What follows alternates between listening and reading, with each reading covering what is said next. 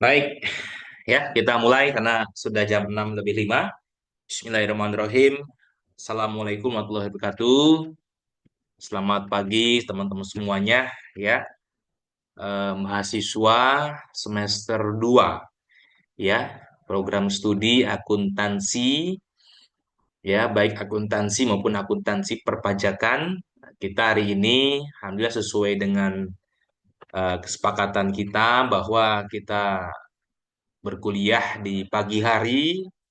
Ya, sekali lagi pagi hari itu adalah waktu yang sangat-sangat penting, waktu yang sangat-sangat menentukan apakah 24 jam ke depan kita berkualitas atau tidak. Dan hari ini alhamdulillah di hari Jumat yang berkah ini kita pagi-pagi setelah sholat subuh bagi teman-teman yang muslim, ya bagi teman-teman yang Kristiani tentu berdoa juga. Kita melakukan kuliah, insya Allah tidak akan lama, kita akan batasi sampai jam 7 pagi ya. Baik, teman-teman semuanya, hari ini kita pertemuan kedua setelah Lebaran, ya.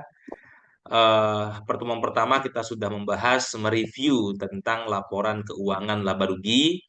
Teman-teman semua sudah mengirimkan tugasnya, ya. Nah, hari ini kita akan eh, membahas tentang laporan keuangan neraca, ya. Laporan keuangan neraca. Nah, nanti tentu saja tugasnya sama, teman-teman. Jadi melanjutkan tugas yang pertama, ya. Kalau tugas yang pertama teman-teman mendownload laporan laba rugi, nah, tugas yang kedua ini teman-teman mendownload laporan neracanya. Ya, nanti saya kasih petunjuk bagaimana tugasnya. Baik, ya, laporan neraca. Nah, sekali lagi, laporan neraca adalah salah satu dari laporan yang sangat penting dalam laporan keuangan. Ya, yang pertama laporan laba rugi, yang kedua laporan neraca, yang ketiga laporan arus kas. Ya, jadi saya sekilas ya mereview kembali bahwa laporan laba rugi kita bicara periode, jadi laporan laba rugi bulan Januari, laporan laba rugi tahun 2024, laporan laba rugi kuartal pertama 2025. Nah, ini kan sudah Januari, Februari, Maret. Nah, biasanya perusahaan sudah memiliki laporan kuartal pertama tahun 2025. Berarti kuartal itu seperempat dari setahun. Seperempat dari setahun adalah 3 bulan. Ya, 1 sampai 3 bulan. Nah, itulah laporan laba rugi ya, berisi income statement. Bagaimana pendapatan sebuah perusahaan yang bisa diterima di periode tersebut.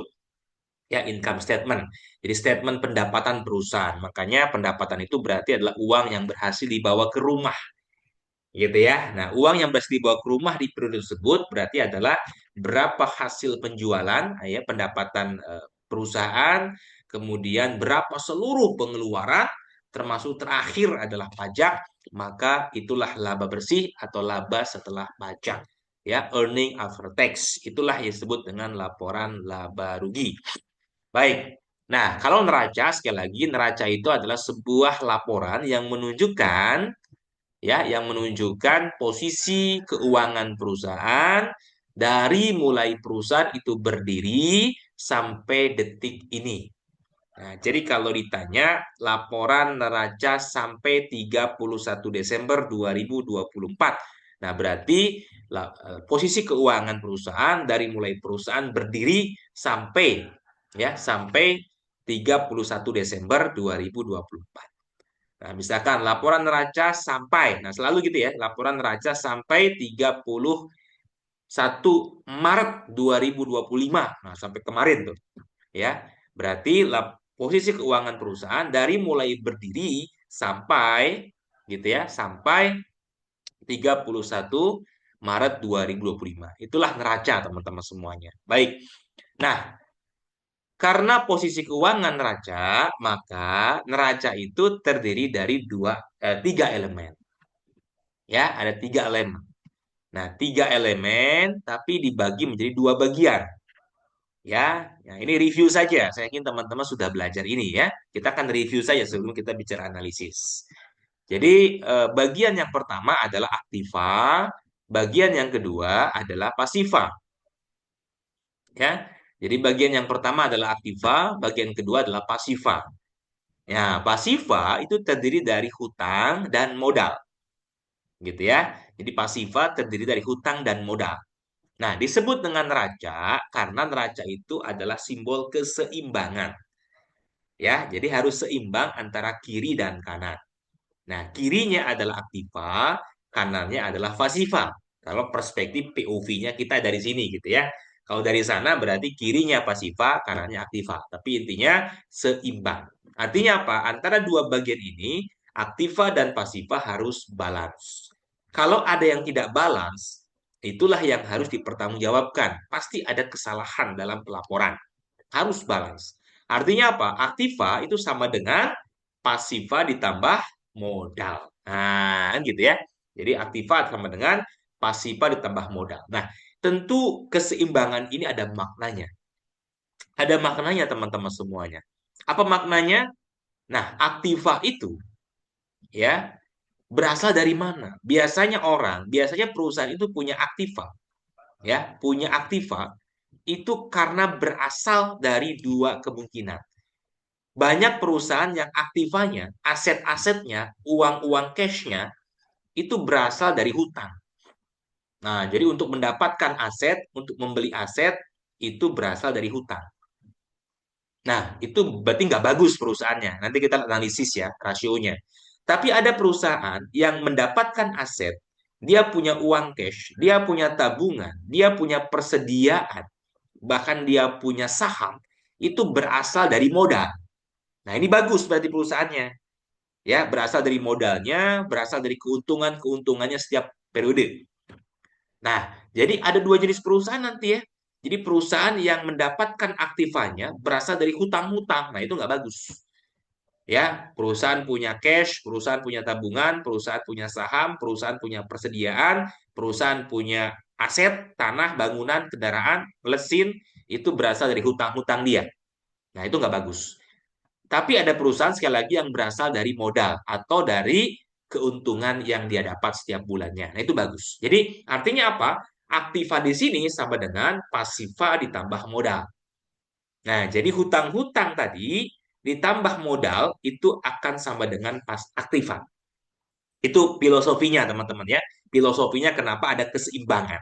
Supaya melihat bahwa yang kanan itu akan sama dengan yang kiri. Baik. Nah, sekarang kita masuk. Elemennya apa saja, ya? Nah, elemennya apa saja sih, teman-teman semuanya? Nah, yang namanya aktiva. Nah, ini contoh ya, neraca PT Delta ya sampai tahun 31 Desember 2014 dari sisi aktiva. Teman-teman semuanya, elemen dari aktiva itu terdiri dari paling tidak dua. Ada aktiva lancar, ada aktiva tidak lancar. Nah, aktiva tidak lancar itu disebut dengan aktiva tetap. Ya, ada aktiva lancar dan aktiva tidak lancar. Oke, saya mau tahu dulu nih, apa yang membedakan aktiva lancar dengan aktiva tidak lancar atau tetap? Ada yang bisa jawab?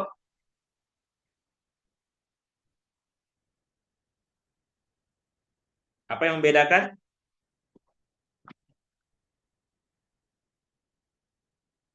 Coba, Putri, gimana? Apa yang membedakan aktiva lancar dan tidak lancar?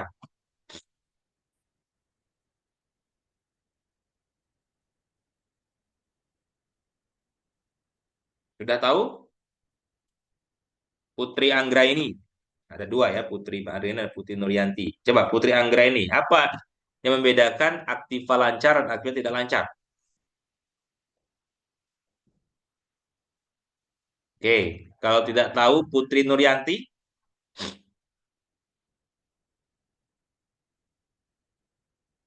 apa perbedaannya?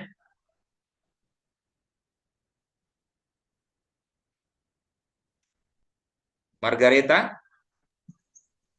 Ya, Pak. ya, apa perbedaan aktiva lancar dan aktiva tidak lancar?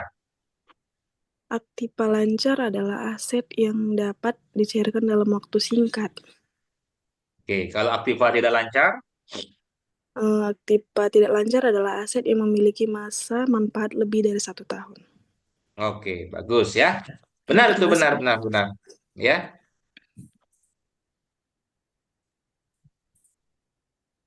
baik, benar sekali. Jadi itulah aktiva lancar, aktiva tidak lancar, ya. Oke. Nah, maka aktiva lancar itu Ya, aktiva lancar itu berarti aktiva atau aset-aset kita, ya, kekayaan perusahaan, ya, yang bisa dicairkan dengan cepat. Ya, biasanya dicairkan dalam jangka waktu kurang dari setahun. Makanya aktiva lancar itu terdiri dari yang pertama adalah kas. Nah, jadi urutan, ini juga urutan ada yang tahu ya. Nah, urutan daripada struktur laporan keuangan itu dalam neraca itu dimulai dari yang teratas yang paling lancar. Jadi yang paling cepat bisa dicairkan. Nah, kenapa kas itu paling cepat dicairkan? Karena kas itu ada di kantong kita. Kas itu ada di berangkas. Kapanpun dibutuhkan bisa keluar. Kayak gitu ya. Nah, itu cash namanya. Atau setara kas, ya. Cash atau setara kas. Setara kas itu seperti apa? Misalkan tabungan kita, ya, tabungan kita yang bisa diambil kapan saja, ya. Bisa pakai ATM, ya, bisa pakai misalkan apa namanya mobile banking. Kita bisa bayar kemana-mana pakai mobile banking, atau mungkin sementara kita bisa cepat langsung ke bank kita ambil gitu ya. Nah, itu namanya kas dan setara kas. Ya, kas itu berarti uang yang benar-benar ada di kantong, teman-teman. Kapanpun kita butuh, kita keluarin. Nah, kalau setara kas bisa tabungan, ya, bisa kita ke ATM, bisa kita mobil banking, ya, bisa jadi kita ke bank sebentar kita ambil. Nah, jadi itu tabungan. Beda lagi dengan giro, ya. Kalau giro itu kan tidak bisa diambil kapanpun. Kita harus ada proses, apalagi obligasi, ya, apalagi deposito. Nah, deposito itu bisa ada jangkanya, tidak bisa diambil kapanpun, ya, ada perjanjian. Baik, itu kas. Yang kedua adalah piutang. Jadi piutang itu bisa diambil lebih cepat. Walaupun kalau teman-teman punya piutang ke orang lain, ke teman, kadang-kadang nagihnya susah kan gitu ya. Tapi piutang itu dianggap eh, lancar, ya. Tetapi piutang yang perjanjian bayarnya itu kurang dari setahun. Tapi kalau perusahaan dia punya piutang ke yang lain, ke mitra, tapi perjanjian bayarnya tahun depan, gitu ya, maka gitu ya, maka dia bukan piutang lancar, dia bagian daripada piutang tidak lancar, gitu ya. Nah, itu namanya piutang. Kenapa disebut piutang lancar gitu ya? Karena dia perjanjian bayarnya dia adalah kurang dari setahun. Nah, ada lagi apa? Persediaan, teman-teman. Ya, persediaan itu apa? Putri, Putri Nuryanti, coba. Apa itu persediaan? Kenapa disebut dengan eh, aktiva lancar? Apa itu persediaan?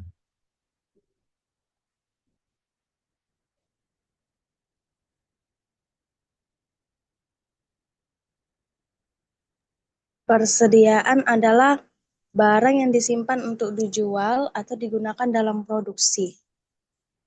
Oke, bagus ya.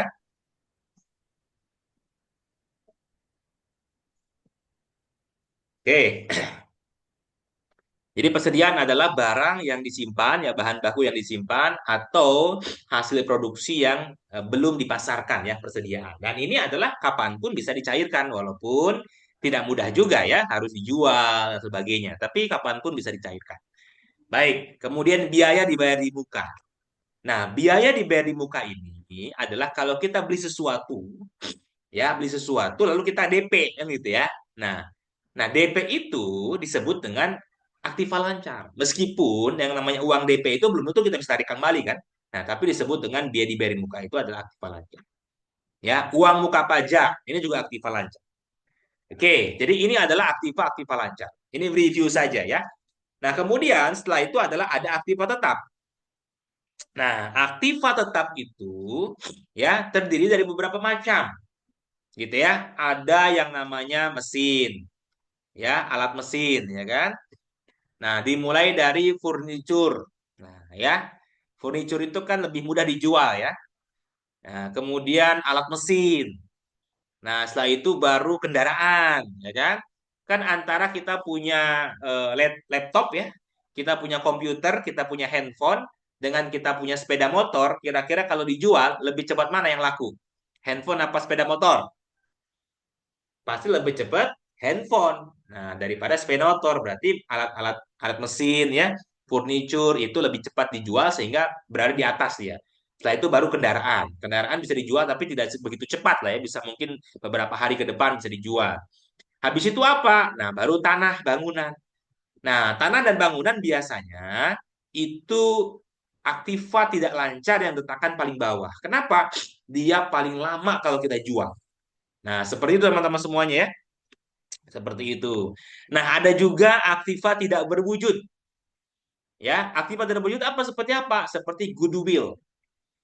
Nah, coba ada yang bisa jelasin nggak? Goodwill itu apa? Ada aktiva tidak lancar disebut dengan goodwill. Apa itu goodwill?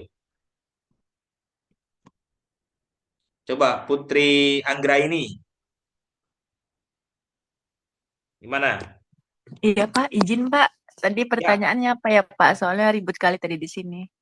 Oh ya, aktiva tidak lancar salah satunya adalah goodwill.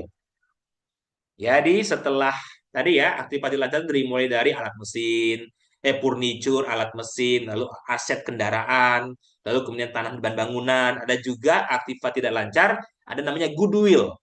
Goodwill itu nama baik. Nah, apa itu goodwill ya dalam sebuah perusahaan ya? Kenapa disebut aktiva ya?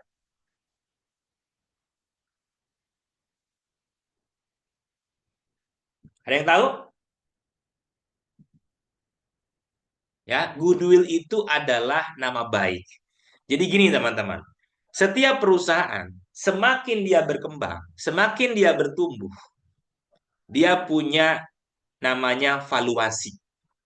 Ya, pernah dengar nggak teman-teman? Setiap perusahaan punya valuasi. Ya, jadi setiap perusahaan itu punya valuasi, nilai jual.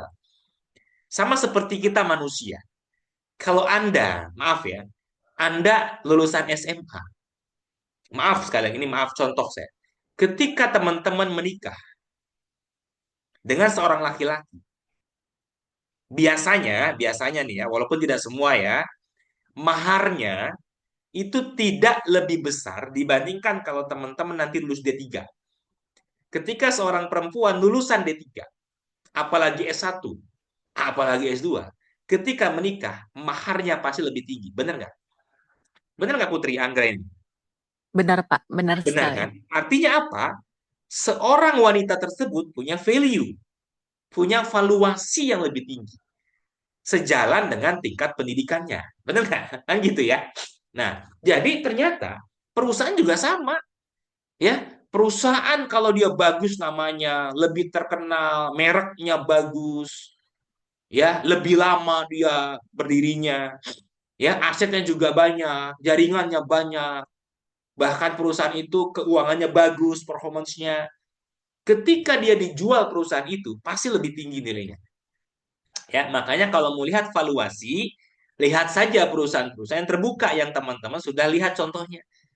Kenapa saham PTA lebih besar dibandingkan PTB? Karena valuasinya lebih tinggi. Nah, itu namanya valuasi, itu namanya goodwill, nama baik. Maka nama baik perusahaan itu juga bagian daripada aset, teman-teman. Ya, jadi nama baik perusahaan itu bagian daripada aset. Sama seperti kita manusia. Semakin bagus nama baik kita, attitude kita bagus, kelakuan kita baik, pendidikan kita tinggi, ya, maka kita punya nama baik. Ya, coba buktinya apa? Jangan usah nikah deh. Ketika teman-teman lulus melamar kerja, coba ketika melamar kerja, kenapa ada orang yang cepat diterima kerja, bahkan dia diperebutkan? Ya, bahkan dia diperebutkan.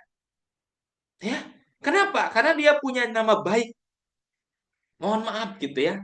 Saya diundang LP3M untuk ngajar. Perguruan tinggi yang lain juga ngundang saya, diusung undang saya.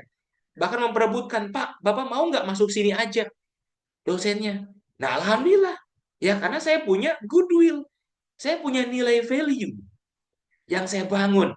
Track record, kualitas saya, profesionalisme saya kalau ngajar, profesional. Saya ngajar serius, saya amanah, ya dan sebagainya sehingga punya nilai baik. Nah, teman-teman begitu ya. Dalam kehidupan juga teman-teman harus membangun goodwill, ya. Jadi harus membangun goodwill Anda. Ya, paling tidak ketika nanti Anda menikah, Anda akan dinikahi oleh seorang laki-laki dan akan dinilai valuasi yang tinggi oleh laki-laki, oleh calon suami Anda, ya, atau kalau yang di sini laki-laki, calon mertua Anda. Ya, jadi seperti itu ya. Ini saya sampaikan motivasinya. Baik. dan lain-lain. Nah, itu yang namanya sebut dengan aktiva, teman-teman. Ya, ada aktiva tetap, ada aktiva tidak tetap. Nah, aktiva tetap ini aktiva lancar dan aktiva tidak lancar, sorry ya. Aktiva lancar adalah aktiva yang pencairannya lebih cepat. Biasanya kurang dari setahun. Aktiva tidak lancar yang pencairannya tidak cepat, lebih dari setahun. Ya, dan diurutkan berdasarkan tingkat kemudahan apa namanya kelancaran daripada kecepatan dicairkan. Ya, likuiditasnya, tingkat likuiditasnya. Baik, kalau sudah paham aktiva, kita masuk ke pasiva. Nah, jadi sebelum lanjut, nanti ke dalam rangka analisis keuangan, teman-teman, maka ketika perusahaan punya aktiva lancarnya banyak, berarti perusahaannya bagus. Karena dia mampu membayar kewajibannya dengan baik, dengan cepat. Tapi kalau perusahaan aktiva lancarnya sedikit, cash-nya nggak banyak, tapi aset yang tidak lancarnya banyak, itu juga kurang sehat. Karena dia tidak mampu membayar kewajiban dengan cepat. Nah, kira-kira begitu analisisnya. Nah, sekarang pasiva. Pasiva itu adalah berarti kewajiban. Ya, kewajiban atau hutang, liability lah. Bahasanya liability lah, bahasa itunya ya. Atau hutang atau kewajiban. Nah, sama hutang atau kewajiban atau liability itu ada yang lancar, ada yang jangka panjang. Ada yang lancar, ada yang tidak lancar. Gitu ya. Nah, coba saya pengen tahu Margareta kembali, apa bedanya kewajiban lancar atau hutang lancar dengan kewajiban tidak lancar atau hutang jangka panjang?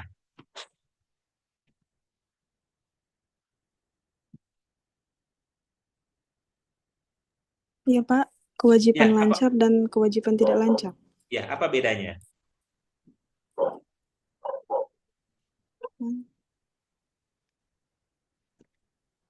Bedanya adalah sama seperti aktiva. Gimana?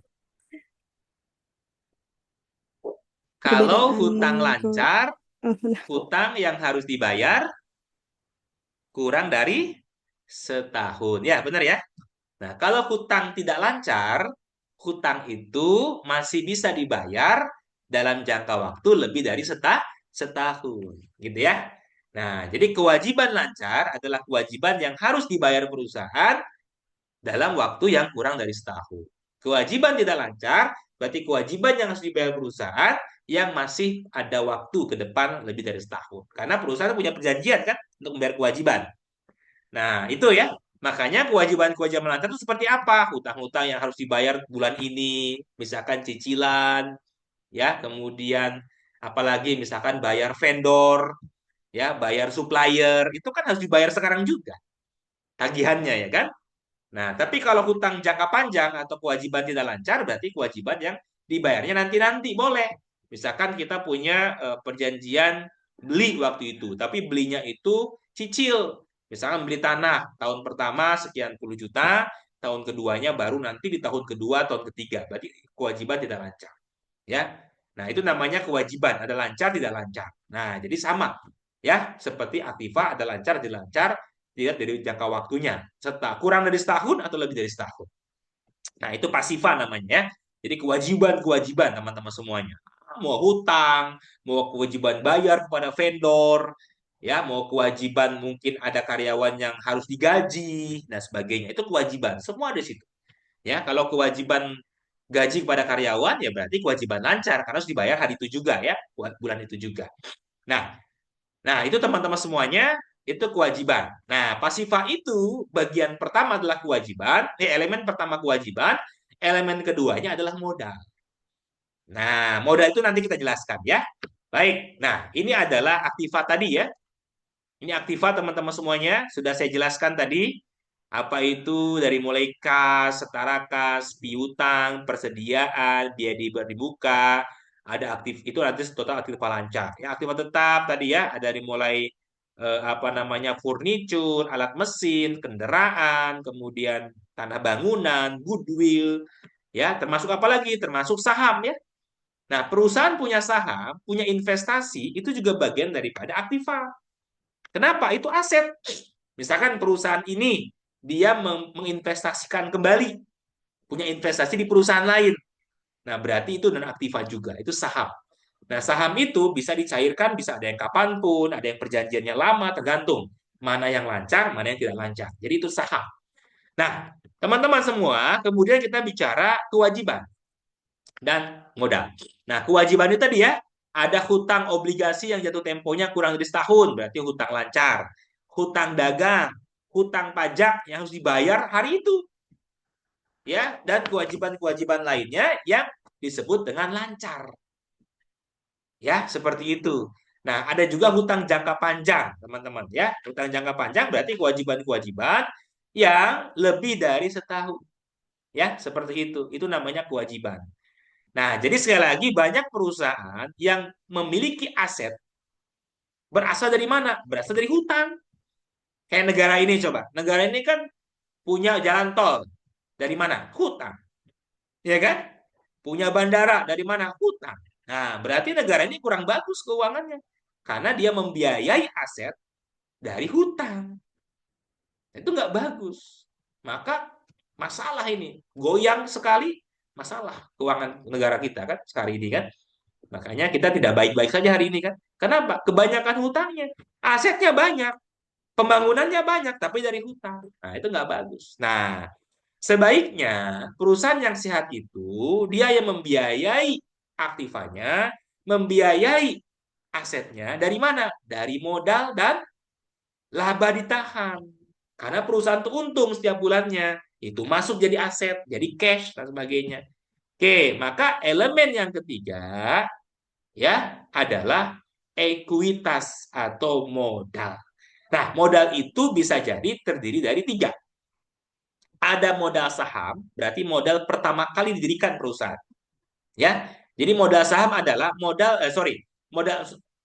saya rubah ya. Ada modal saham, ada modal setor, ada laba ditahan. Modal saham berarti perusahaan-perusahaan terbuka. Nah, teman-teman yang contoh tugas itu berarti perusahaan-perusahaan terbuka, perusahaan IPO yang mengambil modalnya dari masyarakat.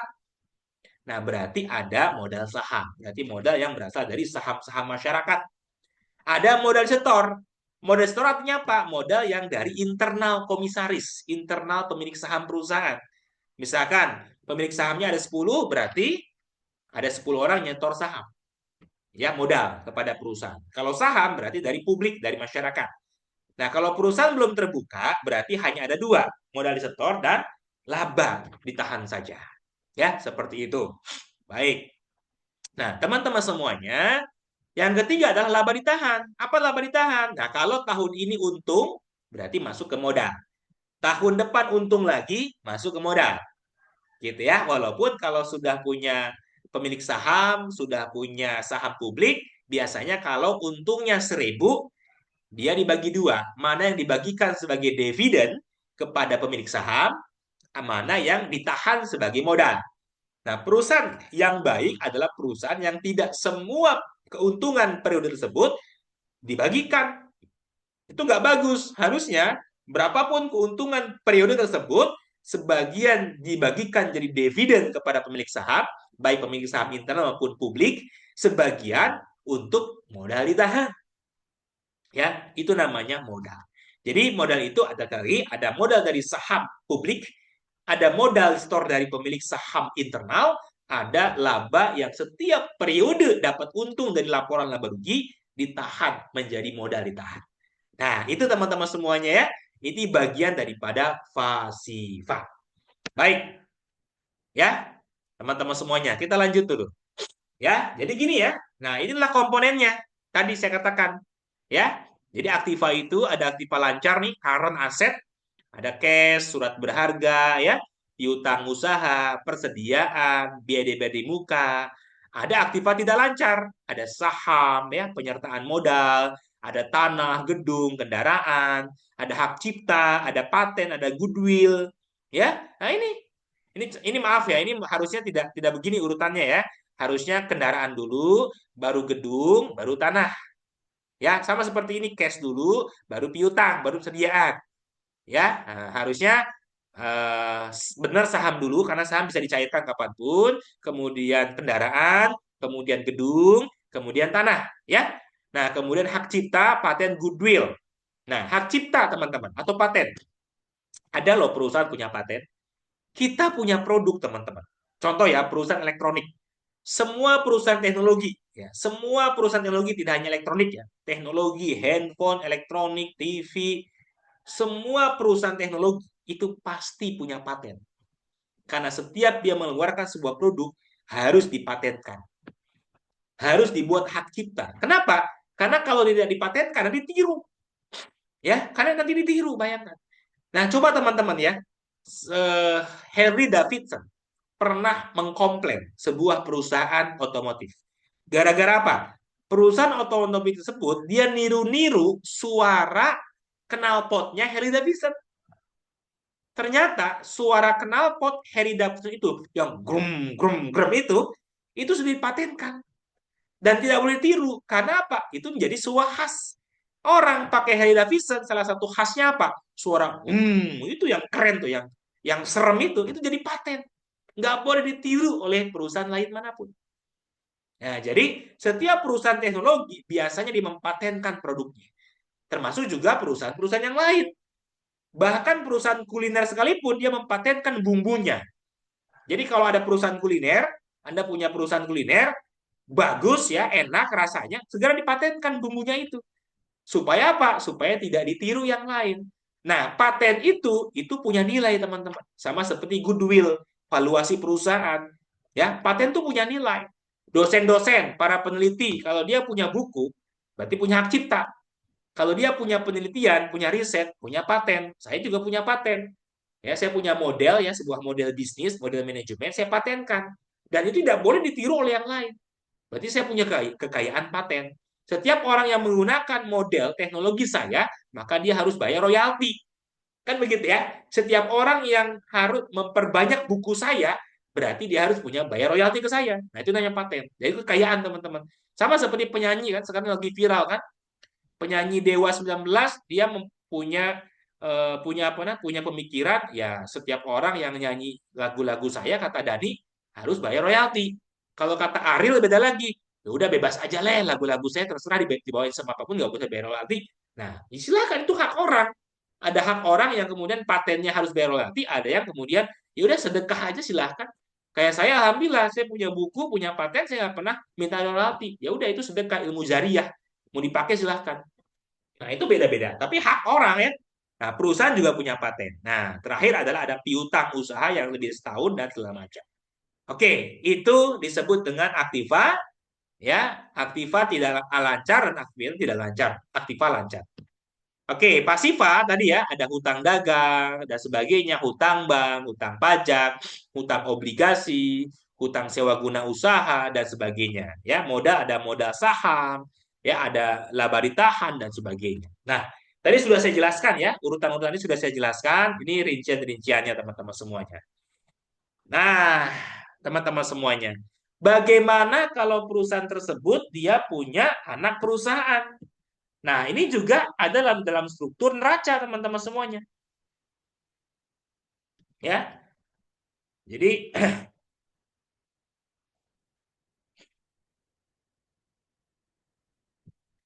ya, jadi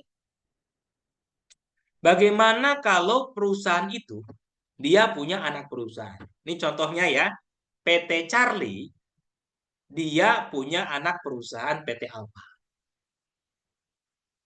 Ya. Nah, maka bagaimana pencatatannya dalam neraca? Ya, bagaimana pencatatan neraca? Nah, teman-teman semuanya, kalau ada pertama, bagaimana aset-aset anak perusahaan? Nah, bagaimana kalau anak perusahaan punya aset? Maka ada dua jenis pencatatan. Ada yang pertama, anak perusahaan PT Alfa tadi, dia juga punya catatan. Ya, dia juga punya catatan, berarti pencatatan neraca PT Alfa sebagai anak perusahaan. Ya, di PT Charlie, aset-aset perusahaan PT Alfa juga tercatat. Tapi terpisah dia. Jadi kalau ibarat tadi ya, ada aktiva tadi, berarti ada aktiva untuk perusahaan induk, ada aktiva perusahaan anak. Nah, dibagi dua dia. Tetap dimasukkan dalam neraca yang sama. Ya, jadi gitu ya. Jadi PT Alfa-nya punya catatan keuangan, tapi di PT Charlie sebagai perusahaan induk juga punya catatan keuangan PT Alfa. Tapi dia dipisah, ada dibagi dua dia. Jadi ada keterangannya. Namanya perusahaan minoritas. Ya, aset perusahaan minoritas. Nah, termasuk juga kalau dia punya cash, dia punya hutang, dan sebagainya, tetap ada catatannya. Nah, termasuk kalau ada laba.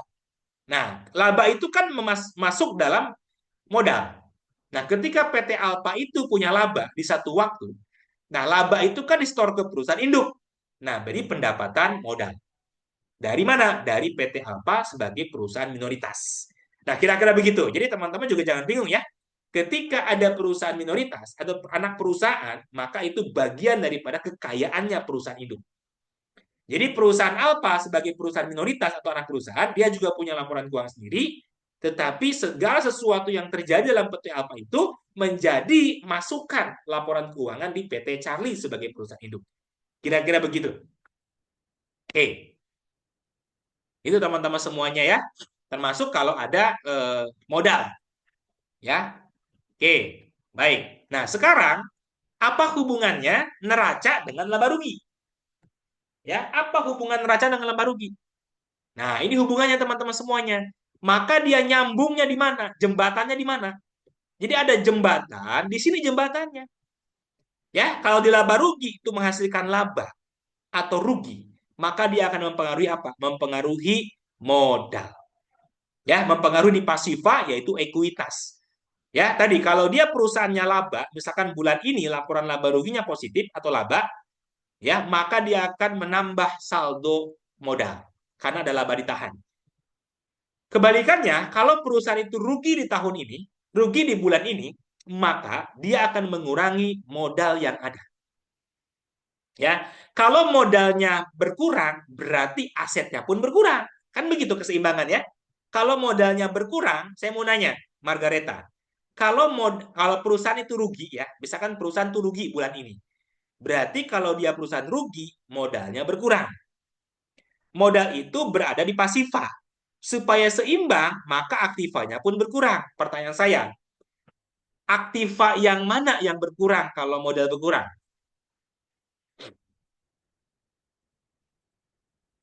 Ayo, ini penting sekali bagi teman-teman akuntansi. Saya ulangi pertanyaannya ya. Kalau perusahaan itu laba ruginya negatif, artinya dia rugi, maka dia mengurangi modal. Karena modal ini harus membayar kerugian.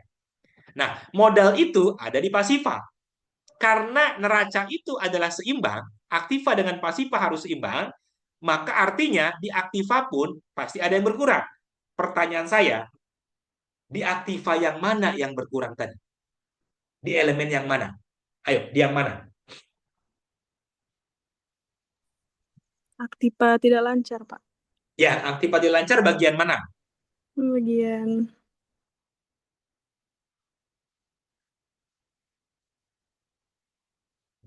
Ya. Ada yang mau jawab? Yang lain? Yang berkurang adalah aktiva lancar. Izin Pak. Apa? Di mana Mukri Angga ini? Yang berkurang? Ya udah Bapak jawab tadi, saya mau jawab itu. Nah, yang mana? Yang mana? Di Di aktiva bagian yang tetap mana ya Pak, aktiva kalau lancar? di aktiva tetapnya Pak. Oh, aktiva tetap. Bagian mana aktiva tetapnya? Aktiva tetap kan banyak tuh. Ada kendaraan, ada apa lagi? Piutang tidak lancar. Nah, di bagian mana? Oke, makasih ya. Yang benar adalah di bagian aktiva lancar. Di bagian mana? Di bagian uang kas. Nah, kan? Betul ya? Jadi, ingat ya, kalau perusahaan itu rugi, berarti dia mengambil modal. Karena nutupin kerugian dong. Gak mungkin gak ditutupin kerugiannya. Gimana bisa beroperasi bulan depan, kan gitu. Modalnya berkurang. Apa yang berkurang? Modalnya, uangnya. Kalau modalnya berkurang di pasifa, maka aktivanya pun berkurang. Di bagian mana? Ya di bagian uang kas. Karena dalam bentuk uang. Nah, tapi boleh jadi teman-teman jawab waktu pada lancar bagus juga, bisa jadi benar. Ketika apa? Nih, ketika begini ya, perusahaan tuh rugi, berarti dia harus menanggung kerugian. Supaya dia tetap beroperasi, dia tetap harus punya uang untuk modal. Maka modalnya ditarik. Modalnya nggak ada uang cashnya. maka dia bilang, kalau gitu saya jual aset saja. Saya jual kendaraan. Bagus, benar. Bisa jadi ya, tidak salah juga teman-teman jawab aktiva tidak lancar. Karena boleh jadi ketika perusahaan rugi, untuk menutupi kerugian itu supaya beroperasi, dia jual asetnya, dia jual tanah, dia jual bangunan dan segala macam. Ya nggak apa-apa, itu bagus juga. Tapi kalau yang berkurang uang cashnya, berarti aktiva lancar yang berkurang. Ya, bagus ya. Berarti sekarang sudah paham ya. Jadi jembatan penghubung antara neraca dan laba rugi adanya di sini. Di sinilah jembatan yang berhubungan di sini. Oke. Nah, ini hubungan-hubungannya teman-teman. Ya, ini harus bisa dibaca ya analisisnya. Antara laba rugi dengan neraca. Ya, antara laba rugi dan neraca dan perubahan modal di sini hubungannya. Ya, hubungannya di sini.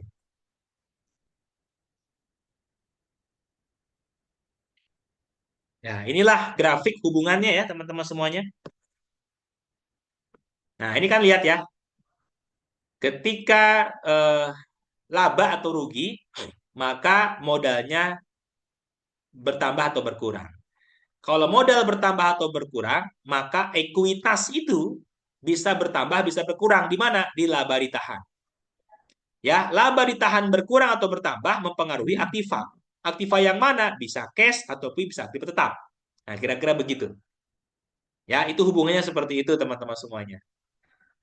Ya, hubungannya seperti itu. Ya, ini adalah hubungan-hubungannya. Ini hubungan yang pertama, bicara nomor 2 ya, ketika laba atau rugi. Nah, ada juga hubungan yang kedua, yang pertama yang nomor 1 ini, ketika pendapatan atau biaya bertambah atau berkurang, maka pengaruhnya terhadap apa? Pengaruhnya terhadap apakah aktiva atau kewajiban. Ya, ada teman-teman yang untuk membiayai, ya, untuk membayar biaya, untuk membayar vendor, untuk membayar yang namanya cost, itu bisa jadi berasal dari hutang. Ada. Ya, ada perusahaan untuk membiayai perusahaan membiayai operasional itu dari hutang. Jadi bisa jadi ya biaya nambah, hutang juga nambah. Bisa jadi seperti itu. Ya.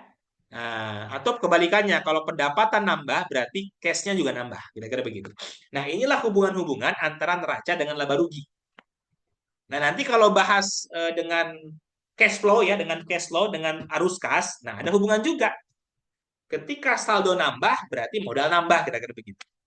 Nah, tapi tidak banyak hubungan lah kalau dengan arus kas itu. Nah, ini arus kas, lihat ya, ini contoh ya, ini arus kas di bawah tuh. Lihat, ketika saldonya nambah, artinya apa? Berarti cash-nya nambah. Nah, jadi hubungan arus kas itu dengan apa? Dengan neracanya di mana? Dengan aktiva di mana? Di kas. Lihat ya. Nomor 5 ya. Kalau saldo akhir kasnya nambah, berarti di neraca aktiva cash-nya nambah. Kira-kira begitu. Nah, itulah hubungannya. Nah, di laporan arus kas juga ada aktivitas operasional, aktivitas investasi, aktivitas pendanaan. Nah, kalau aktivitas pendanaannya berubah, maka kewajibannya berubah karena ada hutang. Kalau aktivitas investasinya bertambah, maka pasti aktiva di bagian aktiva tetapnya, di bagian investasi atau penyertaan modal itu berubah. Nah, jadi inilah hubungan ketiga laporan keuangan tadi. Sehingga hubungan-hubungan ini teman-teman harus pahami betul untuk menjadi modal Anda melakukan analisa keuangan di pertemuan berikutnya. Jadi paham betul nanti hubungan-hubungannya apa. Oke, sudah jam 16, sudah jam 6.50. Masih ada waktu 10 menit lagi. Silakan kalau ada pertanyaan atau diskusi, silakan.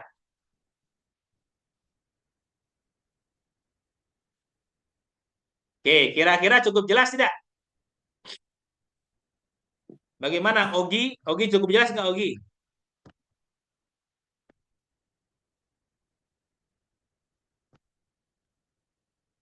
Tiara, cukup jelas, Tiara? Tiara Devi Tanjung? Jelas, Pak. Jelas ya, alhamdulillah ya. Rizky Fadila, jelas tidak? Jelas, Pak. Ya. Puput gimana, Puput? Jelas? Jelas, Pak. Alhamdulillah. Baik, kalau jelas berarti oke ya. Teman-teman jangan keluar dulu ya, kita akan absen. Baik. Boleh yang bisa di open cam, boleh open cam karena kita akan absen, teman-teman. Ya, saya absen dulu ya. Boleh kalau ada open cam, bisa open cam ya. Kita akan absen. Ya, kita akan absen dalam hitungan 3 ya.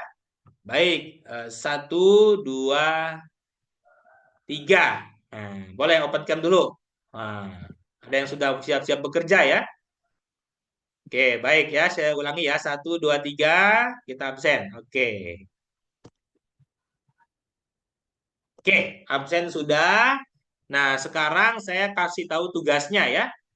Kasih tahu tugasnya.